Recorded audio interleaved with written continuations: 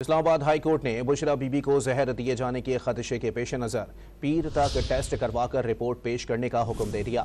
مزید جانتے ہیں ڈان نیوز کے نمائندے عمر مہتاب بڑنی سے۔ عمر، اپڈیٹ کیجیے گا۔ جی دیکھیں، اسلام آباد ہائی کورٹ کے جسٹس میاں گل حسن اورنگزیب نے بشرا بی بی کو زہر دیے جانے کے خدشے کے پیش نظر طبی معائنے کی اجازت کی درخواست پر سماعت کی۔ دوران سماعت عدالت کی جانب سے برہمی کا اظہار کیا گیا اور پوچھا گیا کہ ہمارے احکامات پر عمل درآمد کیوں نہیں ہوا۔ عدالت نے اسٹیٹ کونسل کو ہدایت کی کہ جائیں اور ایڈوکیٹ جنرل کو بلا کر لائیں۔ وفاقی حکومت کو ایڈوکیٹ جنرل کی جانب سے عدالت کی معاونت نہ کرنے پر بتائیں گے۔ معاونت نہ کرنے پر اسلام آباد ہائی کورٹ نے ایڈوکیٹ جنرل کے خلاف توہین عدالت کی کارروائی کا عندیہ بھی دیا۔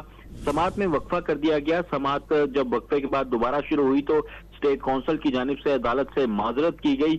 اسٹیٹ کونسل عبد الرحمان نے جو ہے وہ عدالت میں پیش ہوئے اور ان کی جانب سے کہا گیا کہ ایڈوکیٹ جنرل آج یہاں پر موجود نہیں ہے، میں دوبارہ عدالت سے معذرت کرتا ہوں۔ عدالت نے ایک بار پھر جو ہے اسٹیٹ کونسل پر برہمی کا اظہار کیا۔